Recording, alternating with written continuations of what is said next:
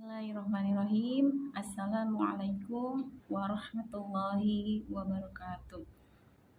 Pertama-tama, marilah kita panjatkan puji dan syukur kehadirat Allah Subhanahu wa Ta'ala. Alhamdulillah, pada kesempatan saat ini kita masih diberikan nikmat sehat, panjang umur. Alhamdulillah.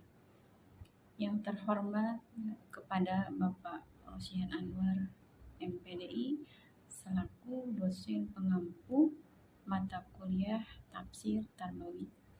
Alhamdulillah, pada hari ini saya, Fitri Fatimah, kelas B semester 2, Prodi Pendidikan Agama Islam, akan menyampaikan materi dalam bentuk video.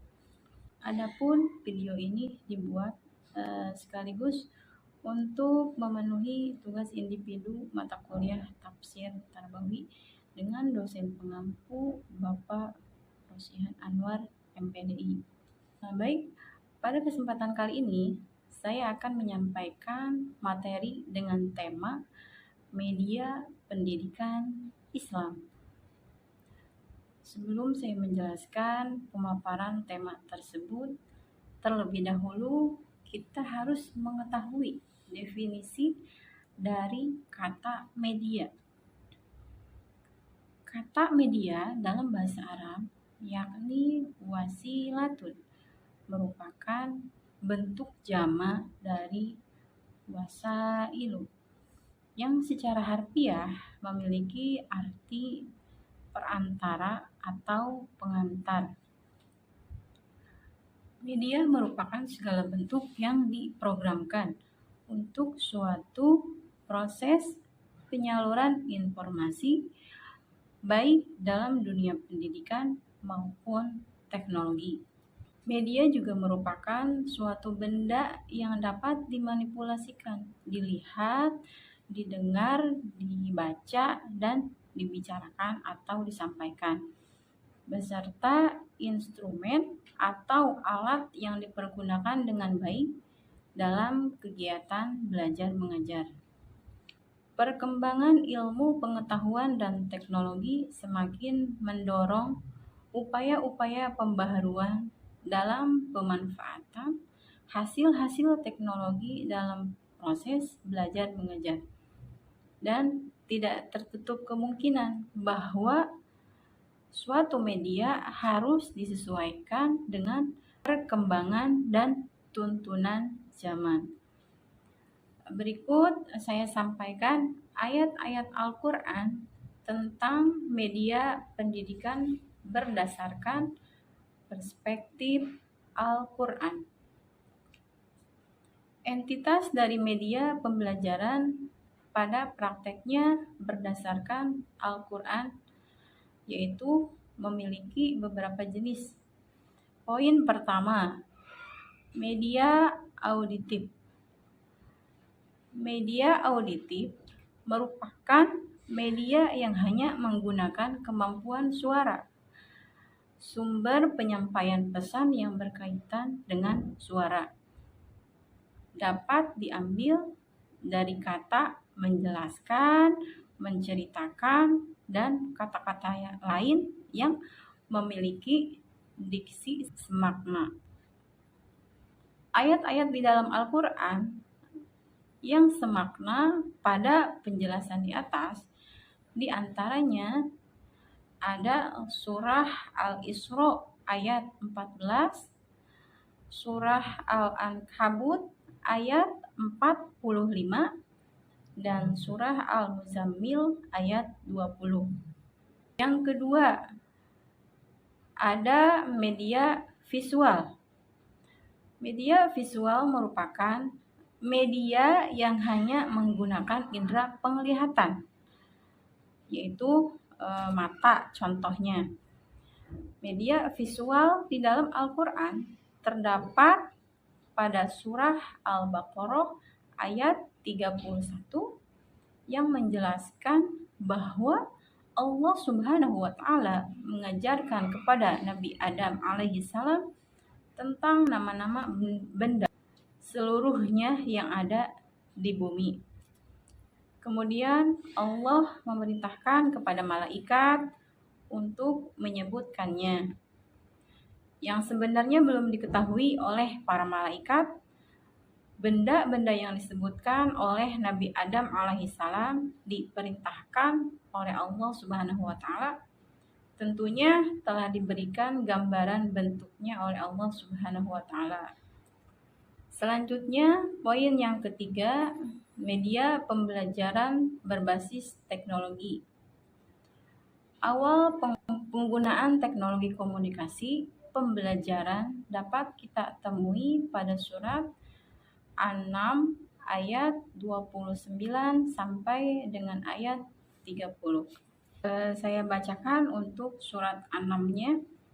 A'udzu billahi minasyaitonir rajim. Bismillahirrahmanirrahim. Qalat ya ayyuhal mala'u inni ulqiya ilayya kitabun karim. Innahu min Sulaiman wa innahu bismillahirrahmanirrahim. Di ayat ini artinya ialah dia, Balqis, berkata, "Wahai para pembesar, sesungguhnya telah disampaikan kepadaku sebuah surat yang mulia. Sesungguhnya surat itu dari Sulaiman yang isinya dengan nama Allah yang Maha Pengasih, Maha Penyayang." Al-Quran ini yaitu surat An-Naml ayat 29 sampai ayat 30 ini tentang cerita Nabi Sulaiman dan Ratu Bilqis. Berdasarkan potongan cerita Nabi Sulaiman dan Ratu Bilqis pada surah An-Naml ayat 29 sampai dengan ayat 30 memberikan gambaran tentang teknologi komunikasi yang canggih pada masa itu, yaitu Nabi Sulaiman menggunakan burung hudhud untuk menyampaikan pesan dalam bentuk surat yang disampaikan kepada Ratu Bilqis, sehingga pesan yang disampaikan dapat diterima sampai pada tujuan yang dia kehendaki. Bahkan Nabi Sulaiman telah memperlihatkan teknologi yang lebih canggih di istananya. Dengan teknologi itu mampu meyakinkan Ratu Balqis tentang keesaan Allah Subhanahu wa taala. Kejadian tersebut diabadikan pada ayat berikutnya, yaitu surah An-Naml ayat 44. A'udzu billahi minasyaitonir rajim. Bismillahirrahmanirrahim.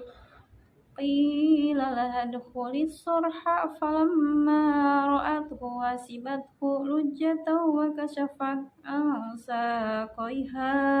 Qala innahu sarhum mumarradun min qawarir. Qalat rabbi inni dhalamtu nafsi wa aslamtu ma'a Sulaimana lillahi rabbil alamin. Artinya, dikatakan kepadanya, Balqis, masuklah ke dalam istana. Maka ketika dia, Balqis, melihat istana itu, dikiranya kolam air yang besar dan disingkapkannya penutup kedua betisnya. Dia, Sulaiman, berkata, sesungguhnya ini hanyalah istana yang dilapisi kaca. Dia, Balqis, berkata, ya Tuhanku, sungguh aku telah berbuat zalim terhadap diriku. Aku berserah diri bersama Sulaiman kepada Allah, Tuhan seluruh alam. Selain kedua ayat di atas, saya akan menyampaikan beberapa ayat tentang media pendidikan. Salah satunya yaitu surah Al-Ahzab ayat 21. A'udzu billahi minasyaitonir rajim. Bismillahirrahmanirrahim. laqad kana lakum fi rasulillahi uswatun hasanah